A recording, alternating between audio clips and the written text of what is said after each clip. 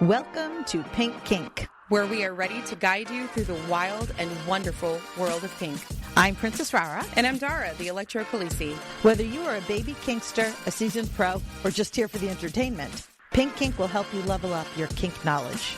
Join us as we share our own wild, sometimes awkward, but always entertaining experiences and spill the tea from our combined 30-plus years in the private and professional kink worlds.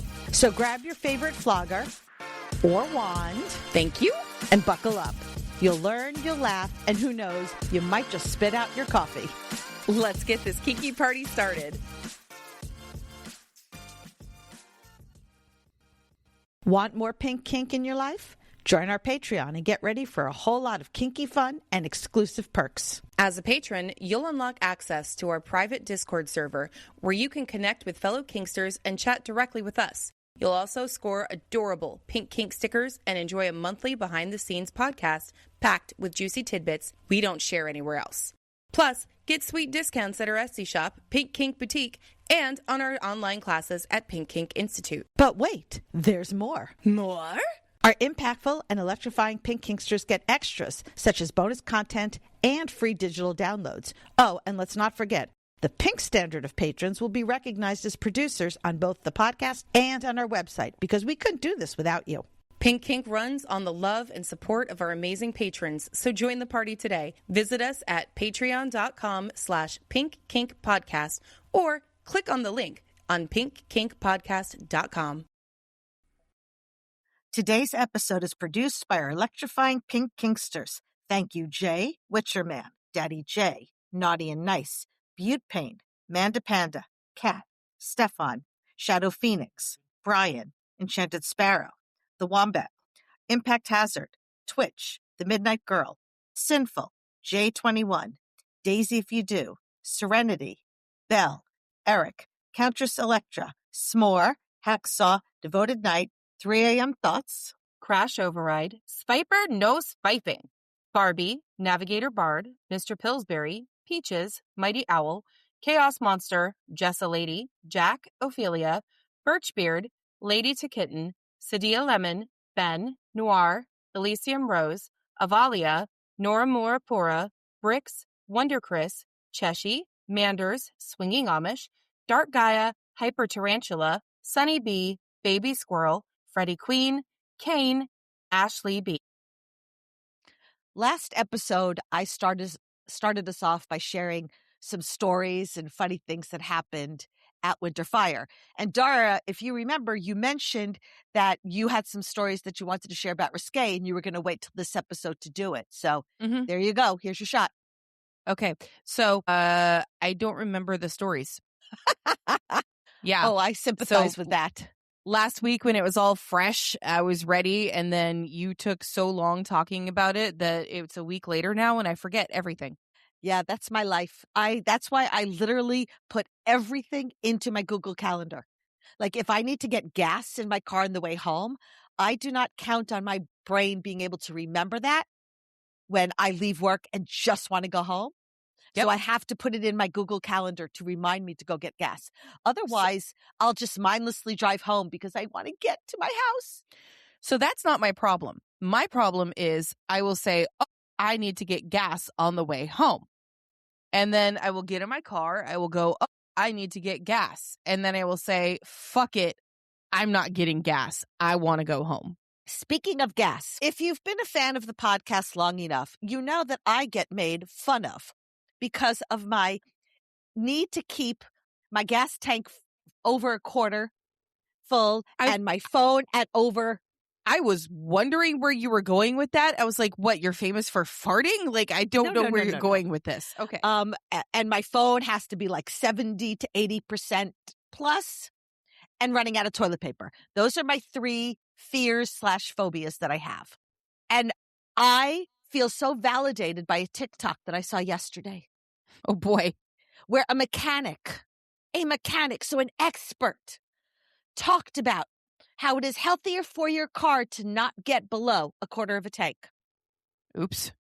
Thank you very much, folks. I have been validated, and I feel so much better. I still have no validation for the phone, and the toilet paper I was already validated because it actually happened. Here's my validation. It is healthier for your phone's battery to get totally dead every once in a while, and not because it actually degrades the life of the battery if you constantly charge it when it's at 80%, and it makes it start to last less amount of time. That is true. However, they have said the newer phones with the newer batteries, it's not as necessary as it used to be. That the older batteries, the older ways they used to make phones, that was definitely a problem. Not that it stopped me because, again, phobia. There's no rationale. There is no rationale for the fact that I live in the first world, right? And can charge at any given time. And I'm petrified that, oh my God, I could run out of battery and have no way to charge it. And then I can't use it and I can't be in contact with anybody. Oh no. First world problems. Hey, I do remember one cool story. Okay. From Risque. The one story I remember is I had this one chick come up and was really, really excited to do games because they were, I'm not quite sure if they were staff or like guest of staff. I think they were guest of staff because I'd never seen this person before. And so we were putting the dildos on the mirror, you know, like the ones that I have on display for dildo ring toss. That is just such a funny sentence. I don't know why that amuses me so. Putting the dildos on the mirror. Putting dildos on the mirror. Yeah, they have suction cups, so we just like slam them into the mirror that's behind my station, and I just dildos. And everybody thinks they're the most hysterical decoration, so I like just keep doing it. And this person was like, "Oh my God, what are those for?" And I said, "Dildo ring toss." And she was like, "The what?" So I explained, and they were like, "Well, I'm signing up for that." I was like, "Cool." So we played dildo ring toss, and everybody had a really good time. And then they were the kind of screamer and wiggler that I love. And more people started showing up. And I said, okay, we've done 2 rounds of dildo ring toss at this point. We should switch to another game. How do you feel about Operation? And she was like, yeah, no, that sounds great. Let's do that. How do you play? And so I explained. And then somebody ran and got like a paper towel. I think it was Sophina ran and got a paper towel from the bathroom, and we started shredding it and putting it all over the person's body. And, you know, we're getting ready to play.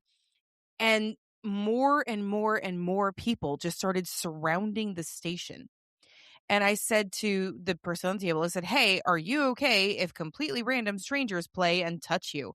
And excellent consent. Right. Because they were like starting to come really close, and I'm kind of getting, hey, maybe we should either I'm going to be telling people to back the fuck up, or I'm going to be, you know, I have to ask. So they were like, yeah, let's do it. Like, absolutely. Random strangers putting their hands on me. I love it. We made damn sure that none of the strangers like touched cooch or tit, you know? But they were really actually very respectful. Like when I say the largest group I think that has ever played, they were very, very respectful of not only the person on the table, but the game itself. They were doing a couple of rounds of like pulling stuff off and then moving to let other people come in and play. I was like, this is actually the best game we've ever done. But she kept screaming.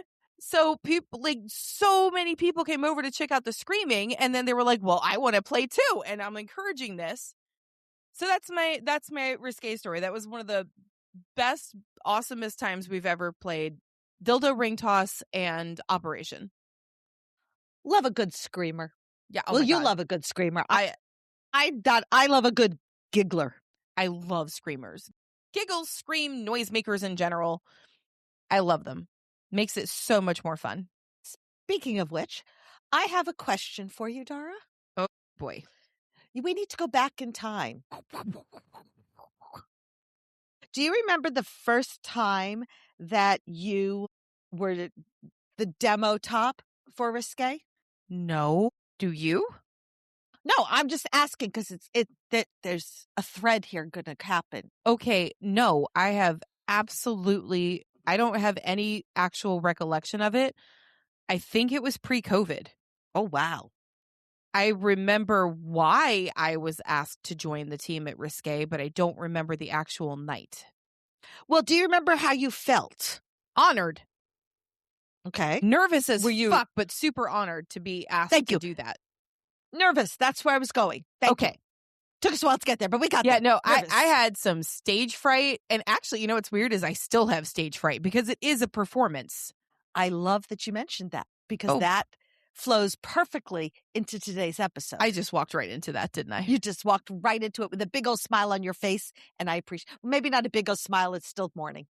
It's a little nervous smile. Let's not throw joy in there that doesn't belong because I don't know what you're talking about yet. So, because you probably didn't read the notes, so why would you? No, because you sent them to me at dark 30 last night. Well, we're not going to discuss how late I stayed up or how many hours I have been putting into making a 30-minute video because it's kind of embarrassing. This is what happens again when the old person is doing things. I did actually see all the clips when I first got on Riverside this morning. Yeah. Those will be gone after I get that'll go away once I get the big thing put together. But anyway, there seems to be this idea that for those of us who've been doing this for a while, that we don't get nervous anymore, that we feel very confident and secure and ready to go. And so new folks are like, well, I feel nervous and look at this very confident person over there and they don't feel nervous. Please. Exactly. The reality is that most people do not walk into a scene feeling overly confident. And in fact, it's an if act. somebody did walk into a scene feeling overly confident, I'm not sure I'd want to play with them. No, listen, for me, I am doing this as Dara, who is a different person than who I am normally.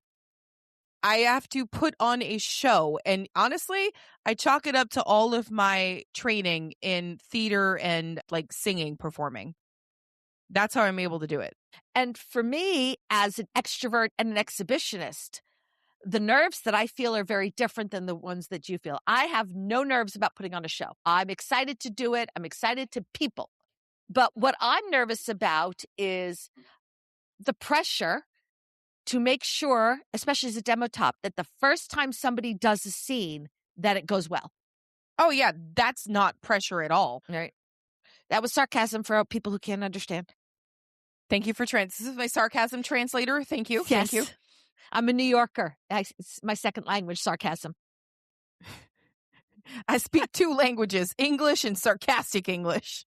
Yes. But I really wanted to kind of talk about today how to build confidence before and during a scene for both DOMs and subs, tops and bottoms, because we really, even though we might look like we haven't figured out, doesn't mean we still don't get nervous or, that we're not hiding it. And as Dara says, putting on an act. Hey, look, I'm a pretty damn good performer, okay? But it's still a show. Exactly. It really is. Mine is less of a show because it to me, at least for me, the impact scenes and the needle scenes are a little more intimate. Up close and personal. Our bodies are touching a lot of the times. And I try to tune out others. I mean, be aware enough that I don't let them get into their space and cause a problem. But it's very intimate between me and my bottom. But I'm still nervous. As I said, some of the common thoughts that I know I have is like, what if I mess this up? What if I disappoint them? What if some other people, this is not one of my particular confidence busters, but what if I can't handle it? Or what if I'm not actually good at that? I do run into that occasionally. Usually that happens when I'm doing needles and my own needle top is in the dungeon and comes by to say hi and hang out. Oh my God, I have that too. Like, it's almost imposter syndrome because you started doing it so much later than they did. So you're like, am I up to snuff with this person? Like, are they going to like yell at me for doing something wrong? I have that every time somebody from the Violet Wand store comes and watches one of my classes at the conventions. Right. And that for me, that's when I'm performing, is when I'm talking to my bottom and trying to act like I'm not nervous, even though learning curve is just there. And I've teased learning curve about this. And they're like, I'm not judging you. Because I would say things like, oh my God, I feel so judged right now. I hope I'm living up to expectations. And learning curve is like, I'm not judging you. Like what the fuck? And I know deep down they're not judging me. I really do. But there's still this sense like, this is my role model. Okay, so the problem is they aren't judging you. You are judging you. Yeah, oh yeah. So But yes, this is you my are role being model. judged. It's not just And I not by them. I want to look good for them. I want to make them proud. They're like my needle parent. And I want to make them proud that I'm doing a good job. That's not something learning curve is going to want to hear. Luckily, they don't listen. Can't even imagine. I'm sorry. Did you just call me a parent to you? I think I said in the last episode, right? Like Learning Curve and I were hanging out together at an event. And I mentioned that I talk about them on the podcast, and they were like a little freaked out. And I said, don't worry. I really only say the nicest, best things about you. So hopefully if they ever do decide to listen, or I think their husband might be listening, I'm still saying that with love, calling them my needle parent. Of Like course. it's an honor.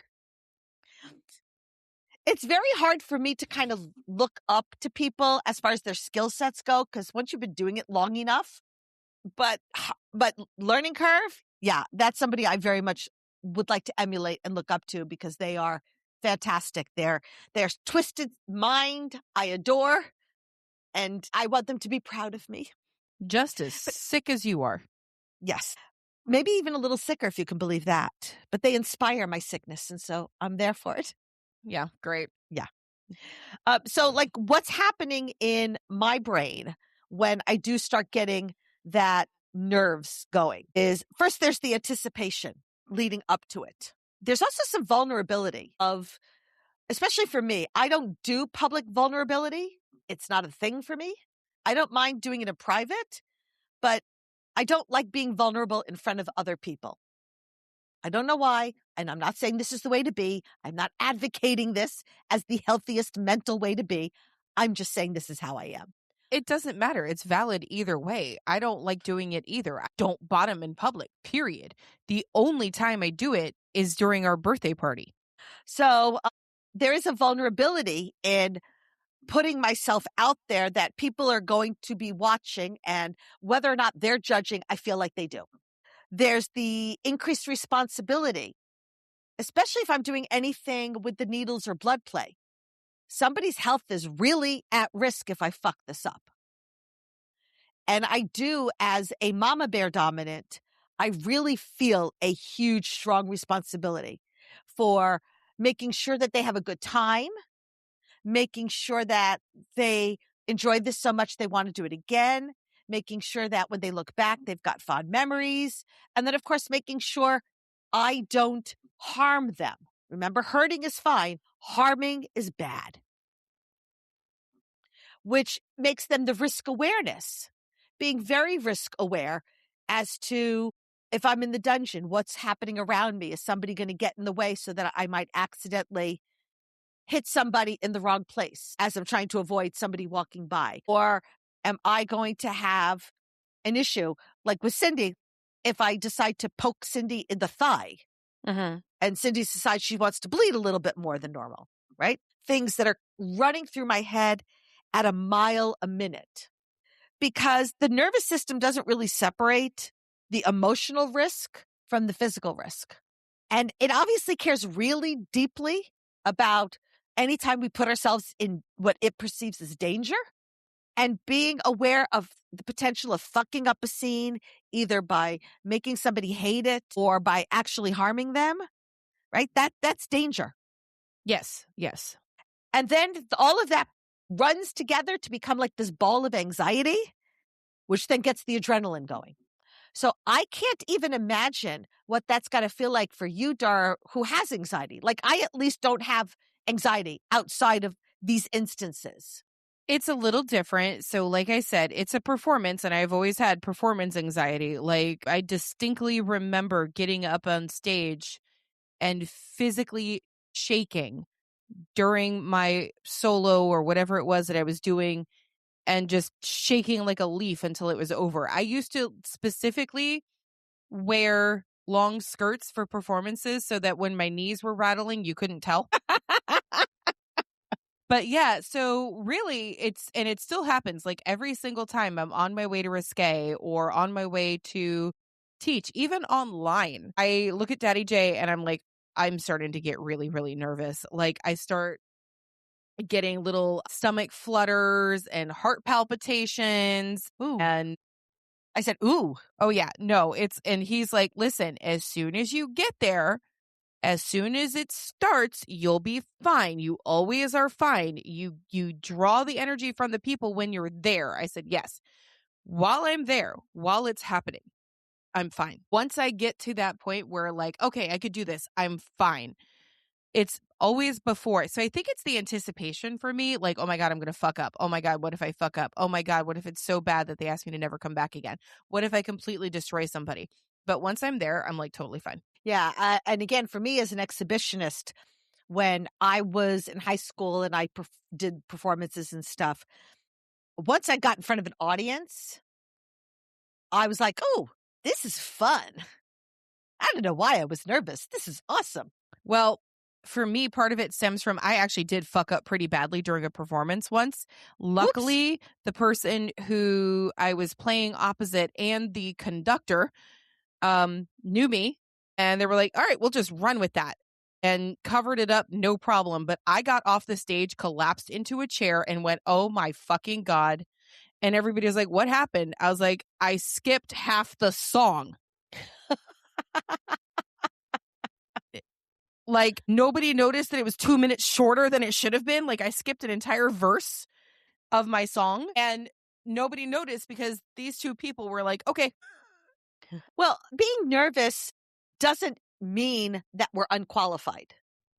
No, it actually means you're smart because people fuck up. People have been doing this for years and years and years and still get nervous. It's a different kind of nervous than maybe somebody who's brand new.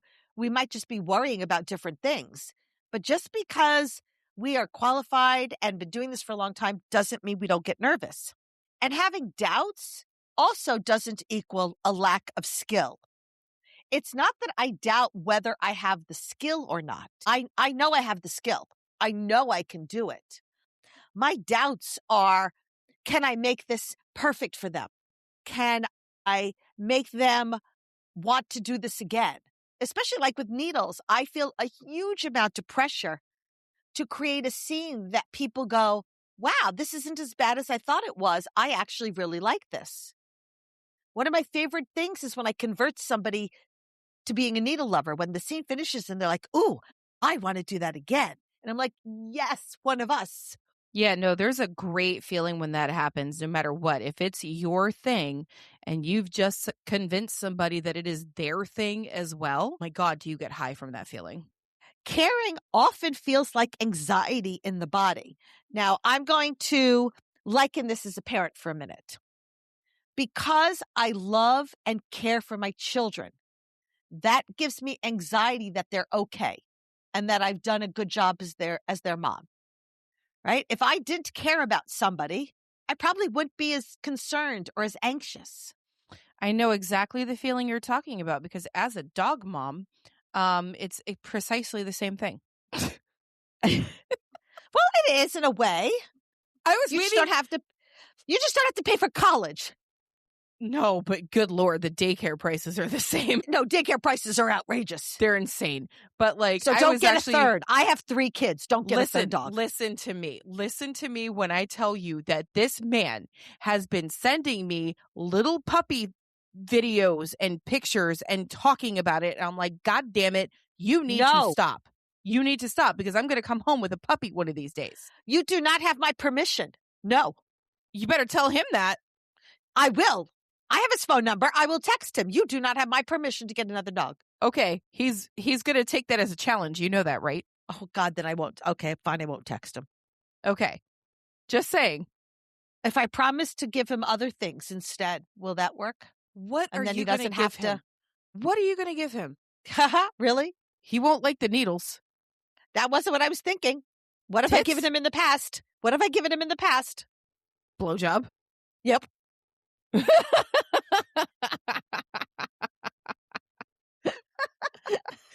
Okay. Hold on a minute. Hey, babe, would you take a blowjob from Rah-Rah instead of the puppy that you keep trying to hint at me to get? He says, He's says probably he'll afraid think to about admit it. that to you. He's No, probably he afraid says to he'll think admit that about to it. you. Okay. I have all these witnesses who have listened. Wait, what was that? He said it's a big decision. I understand. Tell him he could take some time to think about it. I'll tell him. Time. I think I inhaled spit while laughing at that whole thing. Sorry about that. Woo! So when you see somebody who you perceive as being confident, right? Confidence is not being loud or aggressive. I find, as I said, somebody who is that loudly confident, I don't believe it. I don't buy it and I don't trust them. I much prefer just a quiet, solid type of confidence. Confidence is not about being performative or about never making mistakes. Even the most truly confident kinksters are going to make mistakes at some point. Hence, my entire class called your scene went wrong, now what? Because shit goes wrong. And I actually want you to be more confident about your ability to handle it when it does go wrong than you're confident that nothing will go wrong. See, here's the thing. I am actually really, really, really good during an emergency. Like, I'm fantastic. I am cool, calm, collected, can handle it, nothing. I handle the situation, it's done. Afterwards, the adrenaline hits me and I fall over. Okay, does that include emergencies with blood or spiders? Actually, yes. Really? No. So, proof of fact, proof of point, proof of whatever, proof of purchase. There was a spider on Ada, the dog's, on her jacket. I love how you have to say Ada the dog. Well, I also have to say Jules the dog. Okay, but we know a Jules the human. Do we know an Ada the human? I happen to know an Ada the human. Okay. But do they listen? I don't think she does, Okay. but I just wanted to be sure. I'm talking about my dog, okay? So anyway, she had a spider on her coat, and I literally took the coat, picked it up, took it outside, and with my fingers flicked the spider off into oblivion. But I did it without using something else. I used my hand because it was my baby, and I was protecting her from the big bad wolf spider. I don't think it was a wolf spider. It was really tiny, but to me, it was a wolf spider. And then with the blood, I actually have had several experiences at my job where people have been actively bleeding, and I have stepped in and helped. Good for you. And then afterwards, I hit the chair and somebody had to call somebody for me because. Yeah, I'm also very, very good during an emergency. Then again, because I don't do vulnerability in public, I will fall apart privately later. Oh, I'll fall apart publicly. It just happens to be after the emergency is over.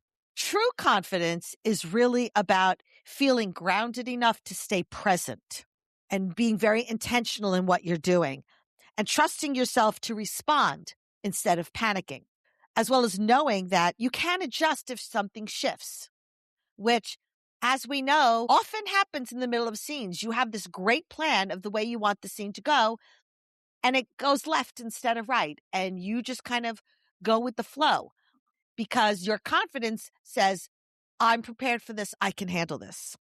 And why confidence really matters when it comes to kink is because, one, scenes combine physical sensation, emotional vulnerability, and often power exchange. So you need to feel confident in all of those and in the combinations. When confidence is shaky, your dominant might overthink things.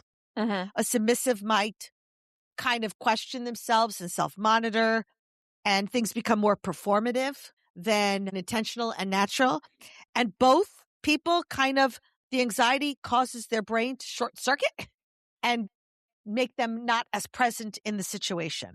So dominants often feel pressure to appear confident, while submissives often feel pressure to prove themselves. So we're going to split this up. I'm going to offer ideas and thoughts about dominance first, and then we'll also cover submissives. So don't worry, we got everybody. And if you're asking me about the switches, I'm not doing a third section. Sorry. I'm not allowed to go that long. Dar doesn't let me. So just listen to both sections and you're covered. Okay? Tara starts to get antsy. Yeah, Dara starts to get really antsy, and I'm already looking at the clock, and we're almost halfway done. So I got to pick up the pace. Yeah. Start speed talking, and I will try to be less interrupty. Okay. It's all right. If you interrupt, then I don't get in trouble for being later. Yes, you do. No, I won't let you. It's not my fault if you get all interrupty. Is this along the same lines of I don't let you have another dog and I won't let me get in trouble? Like, what are you going to give me? You're giving him a blowjob. What the fuck do I get? I don't know. We don't have a sexual relationship, so I can't offer sexual stuff for you. Well, you're going to have to think about it or else you're going to get in trouble. All right, I'll think about it. For me doing something wrong. Yeah, there you go. Dominants carry a lot of pressure, right? There's the unspoken expectations that you should know what you're doing. You should stay calm at all times. You should be anticipating your submissive's needs. And you should keep everything and everyone safe. And some of the internal fears that you might carry are things like, well, what if I miss something important? What if I hurt them emotionally, right? Hurting them physically, yes, that's always a possibility, but doing what we do, it's not that I'm not worried about it. It's just not necessarily one of the top 10 worries. But worrying about hurting them emotionally is definitely up there. What if I freeze or react wrong? Especially if something goes wrong during the scene. And what if they realize that I'm nervous? Do I not look so domly if my submissive realizes that I'm actually nervous about this? And I'm not saying that that's how submissives look at you. I'm saying that's what dominants worry about. Again, going back to my worrying learning curve is judging me when they're not really judging me, but I'm still worried about it. There's an emotional nuance to all of this because responsibility can feel really heavy. And an ethical dominant takes that responsibility really seriously. There's a lot of, our submissives are relying on us. They need us to help take care of them and make sure that we are taking care of everything within the relationship that we're supposed to. And that responsibility can feel really, really heavy. And as I said earlier, right, when you care deeply, that just increases the pressure. I am obviously more worried about doing harm to my friends, family, my regular bottoms. Not that I don't worry about hurting somebody who comes to me as a demo top, but it's different than the responsibility I feel for like Naughty and Nice, who I am a dear close friend and regular bottom for, or Cindy. And wanting to do the right thing can really heighten the anxiety. Making sure, am I doing this right? Don't let me fuck this up. All of that is just building on top of each other. And just a kind of a core reminder, submissives don't need you to be perfect. They just don't. I know we think they do. I know we think we should be perfect, but the submissives don't need perfection. What they really need from us is presence, responsiveness, intentionality, and they need to feel that you are with them. That when you are making the decisions, when you are doing the scene, it's about them versus it's about how this looks to other people or, the scene itself. It's about the person that you are with. So as a dominant, there are ways that you can build confidence so that when you walk into a scene, maybe you'll be just a little bit less nervous. First of all, make sure that you are familiar with the tools and the space that you're using. Muscle memory lowers anxiety. The more you do something, the more you practice, the more you feel confident in your skills, that's going to really help. So some practical ways you can do that is hold implements outside of a scene. Practice your grip, practice your movement. Understand the weight and the reach and the flexibility of these toys, as well as knowing your own physical limits when it comes to them. I am not going to buy a toy that is so heavy that I have difficulty picking it up and wielding it, which is why I do not own a mop flogger. I love receiving them. They are awesome. I could never become confident in using one, so I don't got one. Anytime I get a new toy, we joke about, right, how it sits on the sofa with me for about a couple weeks while I just keep using it on me. And that's how I get that muscle memory of what this feels like and how to hold it and learn the best place for my little tiny baby hand to hold the Well, implement. You're testing it for science. For science. Become familiar with the environment that you'll be working in, be it the lighting, the room layout, the furniture placement, where your supplies and aftercare live. I know, right? I mean, obviously, I don't have as much control in the dungeon environment because it's not my personal dungeon. I can set things up exactly the way I like to in my own dungeon, put on the music that motivates me and helps me go, put the toys exactly the way I like it. But in the dungeon, in the public dungeon like Crucible, I have to go by what they do and what they set up. But what I can do is figure out the best way to lay out my equipment so that I can easily reach for what I need to. Like I know, Dara, you have a very specific layout for your tools at Crucible. Yeah, they're categorized actually by sensation.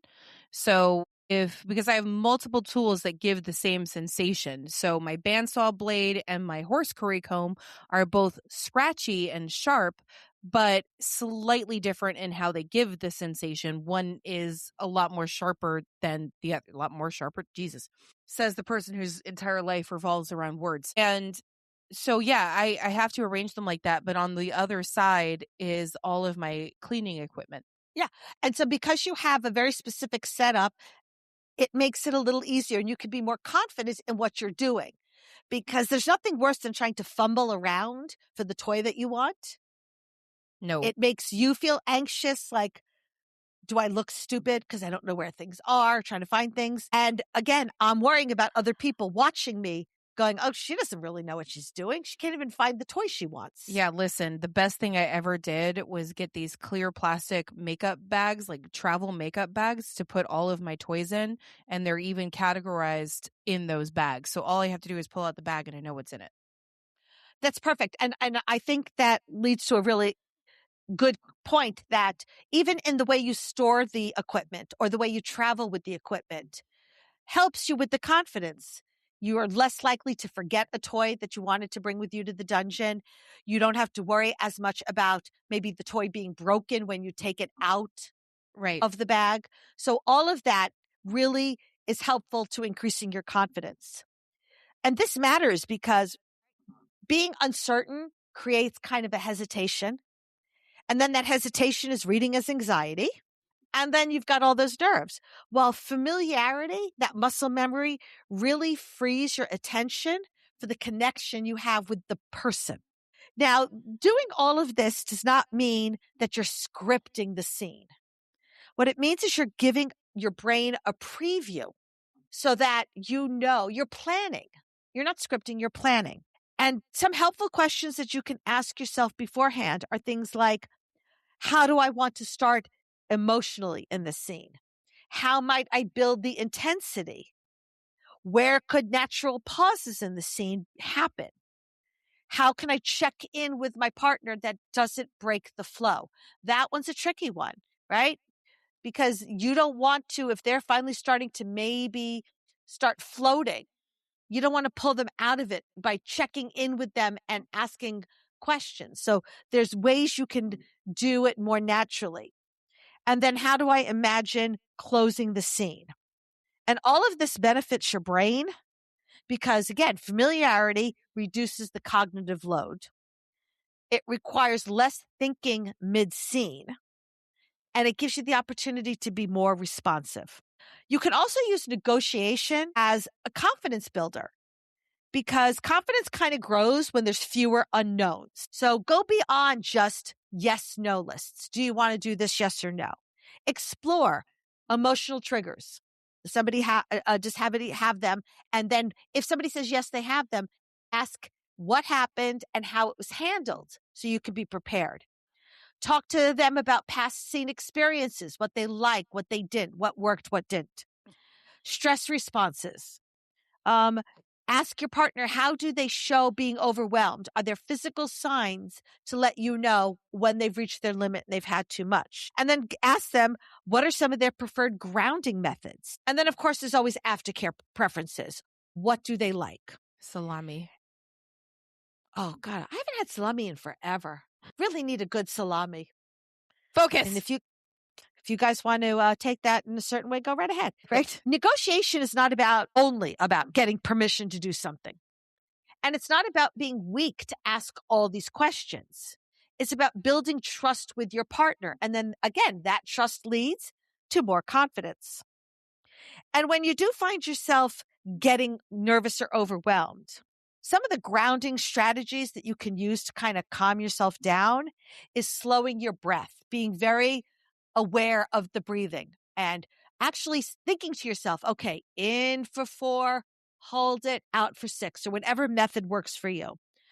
This one I find myself having to do a lot, relaxing your shoulders. The amount of times that I find that my shoulders are like all the way up by my ears, and I have to consciously relax my shoulders. Making eye contact with my partner so that, again, I can get that connection and I can see in their eyes that they're confident in what's about to happen.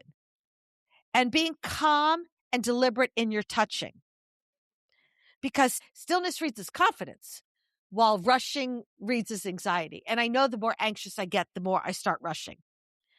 So during the scene, you kind of want to make sure that you're slowing down. If you're too nervous, your energy is going to make you escalate fast, filling the silence, over-directing the scene. When you're confident, you allow for pauses and the anticipation. I love it when you're just kind of quiet and you're just letting the submissive kind of start to anticipate what's going to happen, what isn't, and watching them kind of get, ooh, what's going to happen here? I love that part. Mhm. And then just like slowing the scene really makes it feel more intense versus when you're trying to rush it because you're worried about either your skills or the timing or anything like that. Now, as a dominant, you're also expected to kind of be a leader when it comes to the dynamic. So leadership requires your attention. And one of the things that you kind of want to watch for within yourself to know that maybe you're getting a little anxious over things is your breathing changing? Are your muscles tensing?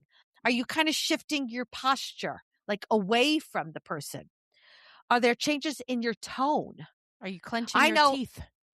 I start talking faster. Okay. Yes, I can talk. I can talk faster. When I get nervous and I start going like this, and it's almost like I just really kind of like I'm going to rush through it because I'm really nervous about it, and I don't want to have you really notice things. So I'm going to hurry up through it. Did you understand that? No, not a damn thing. I told you I speak New York. That's normal. That's how we do this. By responding and listening to your partner, that's going to build trust and collaboration as well as emotional safety. And then again, make sure that you're prepared to handle mistakes because mistakes are inevitable. There's mishits, there's emotional spikes, there's equipment issues. If you're in a public dungeon, there may be somebody who decides to interrupt your scene or get into your scene space. Be prepared for all of that. Otherwise, what ends up happening is you start to panic. And then panic is only going to escalate the anxiety. Well, if you are calm, that's going to restore any safety. I told you one of my favorite compliments I ever got was from a bottom who something went wrong during the scene. And she said afterward, how well I handled the issue, how calm I was, and that helped her not be as worried. It was really important. Being confident shows up in check-ins and adjustments and pauses. Because remember, your submissive is going to watch how you respond, not whether the mistake happened. I said in a class that I'm teaching, how you handle these mistakes are going to shape your dynamic more than anything else. It's going to shape it more than having a perfect scene. And it's going to shape it more than the fact that the mistake happened. It's what you did. And then, Dar, I'm not talking to you personally, okay? Boy. But let go of that performance mindset. Hey. Don't worry about how you look. Hey.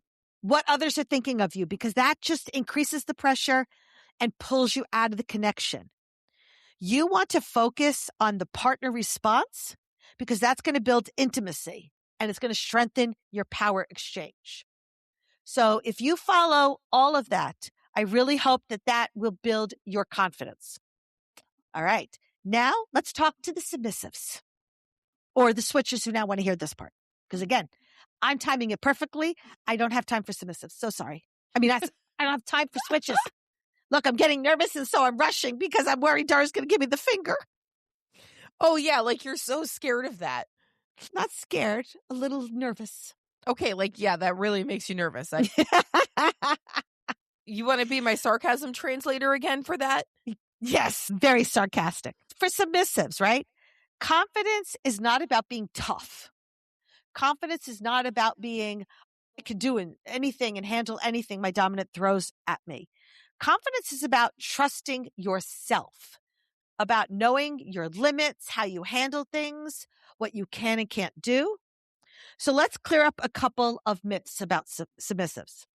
Submission is not weakness. We've discussed this. It takes a very strong person to let go. Submission is not silence. You need to speak up for yourself. And submission is not endurance at all costs. What submission is being an active participant in the dynamic. About honest communication. I always tell my partners, I need you to be honest with me, even if I don't necessarily like what I'm about to hear. If it's important, I need to hear it. And that's why Dara and I talk all the time about we praise anybody who uses a safe word during a scene, because that's communication. Safe words are communication. And when they can be open and honest that, hey, there's a problem or I can't take anymore, we praise them for being honest with us. And submission is absolutely intentional vulnerability. I don't know how you cannot allow yourself to be vulnerable as a submissive. And this may be why I didn't make a very good submissive. A, I can't let go of control. And B, I don't like being vulnerable. So yeah, sucked at being a submissive. Some common confidence fears a submissive might have is, am I good at this? Can I take enough? What if I disappoint my partner? And am I even allowed to ask for things? Or is that asking too much? Worrying, are you too much? I've heard this from submissives. Well, I don't want to ask for that because I feel like I'm being too much for my partner. If you ever reach a point with your partner where you are worried about feeling too much or feeling not enough, you need to sit down and talk to your partner about it, because their response is going to tell you whether you want to stay in that relationship with them. If their response is yes, you're too much, or yes, you're not enough, then this is not the partner for you. And it's time to end it, right? And this desire to be wanted can really increase the pressure. It's why I see submissives say yes to dominance that they probably shouldn't be with, because they have this real intense desire to be wanted, to be somebody submissive, to be part of a dynamic. So some things as a submissive you can do before the scene to build your confidence is, Dara's going to love this one, knowing your why. I do love that. Why do you want this? Why is this going to help you? Why is this going to help you grow and learn and be better? Clarify your motivation, because understanding your motivation is going to really anchor you when the intensity rises. So some things you can ask yourself is, why this type of play? What is this type of play doing for me? How is it helping me? I get complimented a lot on the fact that I can really explain what bottoming for impact your needles does for me emotionally, because that helps explain. If I can tell you why I'm doing something, then that helps my other partner understand, okay, what can I do? What can't I? How should the scene go? And there's less concerns, right? It's information. And the more information you have, the better things are going to go. You can ask yourself, why this partner? What is this partner doing for me? Why do I like playing? I get different things from Learning Curve than I do in my scenes from Nina. They're both amazing and wonderful scenes, but I'm going to go to one of them based upon what particular scene I need at that point. And what emotional experience am I seeking? Do I want a cathartic scene? Do I want to be able to laugh and giggle? What exactly am I looking for? This clear understanding really helps reduce second guessing and supports communication. Release your urge to audition. You are not auditioning to be somebody's submissive or partner. Auditioning behaviors are going to look like things like pushing past your limits or staying quiet when you're uncomfortable. Maybe you're hiding your emotions because you're trying to be easy. And doing all of that is going to cost you emotionally. There's going to be a lot of internal tension. You're probably going to have like this disconnection from your body. And I want you to remember, you are not here to earn your worth. You are worthy just as you are. You are already chosen. Choose yourself. Either somebody's going to like you or they're not going to. And it's okay either way. But don't feel that you need to somehow change who you are to please somebody else. I want you to speak up early because confidence includes pre-scene honesty. When you are going through negotiations, be honest. Share the fact that, let's say you're excited but nervous, that you want a scene that's going to go slow and steady. I tell people, I need you to warm up this way, and then you can get into the heavier part of the scene. I tell people I don't want to cry during a scene. I want to laugh and giggle. Make sure you're being completely honest with triggers. You're not helping anybody if you're hiding that because you're worried they may not want to be with you if you tell them what your triggers are. Share your preferred check-in styles and share your aftercare needs and be specific about it. I've talked in the past about a friend who shared that for her aftercare, she needed them to check in by phone or text for 3 days following a scene. And if somebody would say, I'm not willing to do that, she'd say, okay, thank you. I'm not going to do the scene with you. Because she knew what she needed and she wasn't willing to accept less. And all of this helps reduce being overwhelmed at some point mid-scene. And it builds predictability and safety. You can also prepare your nervous system for this. Your body needs transition time. I know for me, sometimes I can't just do a scene as soon as I get to the dungeon. I need time to kind of take a deep breath because this is DC and traffic sucked. And I'm probably, anxious from the goddamn traffic and worried about whether I was going to be on time. Yeah. So I need to kind of take a deep breath and calm down. And I also want to say hi to friends and get my headspace right before I start the scene. Some helpful rituals that I know I do at home, even just to prepare. I listen to certain music that helps put me in a good headspace. I pick out the right outfit that I feel confident in, because if I can feel confident in the outfit that I'm wearing and how I look, that confidence now translates into the scene itself. Taking some breath work or maybe journaling if that's something that's helpful. Tell your body, I choose you. What I'm about to do is intentional and it is safe. Now, during the scene itself, you want to stay present. Again, not performative, but stay present. So you want to shift from evaluating what's happening to just being in the moment and feeling the sensations. Stop worrying about, am I reacting right? Is this what they want? Instead, focus on some grounding strategies like physical sensation. What am I feeling right now?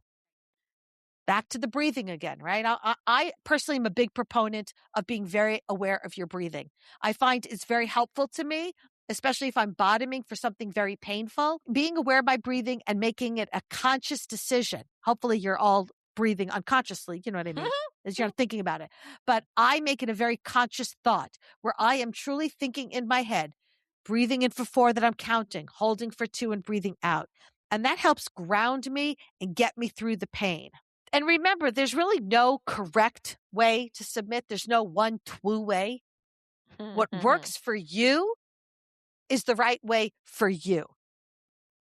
Make sure that you are communicating as soon as possible. Don't hold back.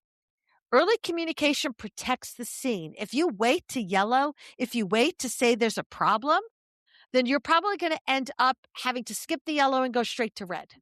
Use your safe word to show trust. I trust my partner that when I use the safe word, they're going to stop and listen to me and correct whatever the issue is. And I trust that they're going to do that versus if I don't trust that you're going to stop when I say yellow or red, why am I playing with you in the first place? Safe words are communication, a way to be a partner in the scene and to collaborate. Don't look at them as something that's a failure and let go of being the good submissive, those expectations, right? Being obedient does not mean being silent. Being honest supports your partner. It supports leadership because the more information we have, the better we can take care of you, the better we can make our dynamic, the better we can make our scene. Dominants are not mind readers, and they cannot lead when they don't know things because they might try to, but it may very well end up being wrong. And then you're upset, but we do the best we can with the knowledge we have. So if you don't give us that knowledge, we're not going to be able to do it. And accept and receive aftercare if that's what you need without minimizing it, right? Don't say things like, I'm fine, or you don't have to, unless that's what you really mean. Aftercare is going to support your emotional processing and help regulate your nervous system. So if it is something that you need and want, speak up and ask for it and be specific and make sure you are getting what you need. So now we're going to pull it all together because confidence is co-created. The confidence in the dynamic, the confidence in the scene is something that is created by both sides, right? It doesn't just live on one side of the slash. When dominants trust themselves, the leadership feels very grounded. And when submissives trust their voice, their surrender really deepens. So again, confidence does not mean that something is not going to go wrong. It means you trust yourselves to respond when something goes wrong. You trust yourselves to stay connected through whatever adjustments are going to happen. On the dominant side, having confidence means I am not going to panic when the thing goes wrong because I got it. I'm going to handle this. I'm going to solve the problem. I'm going to take care of things. On the other side, confidence means I don't have to worry whether or not my dominant has it. I know they do. I know they're going to take care of me. So I can relax and just allow myself to float into the scene and just be because I have trust that they're going to take care of everything. Confidence is going to grow through showing up for each other, through being honest when things go right and when things go wrong. If at the end of a scene, it wasn't exactly what you wanted, on either side, tell your partner and share that with your partner. And share it in a way that it's not like, I blame you for it. It just didn't go the way I wanted. And I'm not sure how I feel about it. Or, you know what? I really actually did enjoy that. I know for me, if we have a plan of the way the scene goes and then it goes different, I worry, are they okay with the fact that it went in a different direction? Or are they going to blame me? I screwed up. I fucked up. They didn't get what they wanted. So if it goes in a different direction, you're kind of like, you know what? That was kind of cool. I like that. Let your partner know. And confidence is going to grow through learning from the imperfect scenes. They say you learn more when things don't go right than when they are perfect and goes exactly the way you want. So ultimately, when you look at somebody like Dar and I, who've been doing this for a while, and you think, wow, they really got it together and I don't. I'm a nervous wreck. Just understand we're nervous too. We've just had more years to learn how to hide it better. Absolutely. It's definitely hidden. And we've had time and the desire to learn and grow so that even when we are nervous, we got this. Because, that's what you got to do. You got to pretty much be able to say, you know what? I got this. I'm good. It's all under control. Thanks for hanging out with us today. If you enjoyed what you heard, make sure to subscribe so you don't miss a minute of our fun and educational content. New episodes drop every Friday. If you love what we do and want to help us keep creating, support us on Patreon at patreon.com/PinkKinkPodcast. You can also support our affiliates to benefit small businesses and us at the same time. No extra cash? No problem. You can still help by spreading the word about your favorite kinky podcast. Share us with your friends, and don't forget to rate and review us on Spotify, Apple Podcasts, or wherever you listen. Those 5-star reviews mean the world to us. And those 5-star reviews go a long way in boosting our podcast through the algorithm and reaching more listeners. Sign up for our Pink Kink Institute classes. Shop at our Etsy shop, Pink Kink Boutique. Stay connected with us on social media. You'll find all the links on our link tree posted in the show notes. Your support means the world to us. So until next time, stay pink and level up your kink knowledge.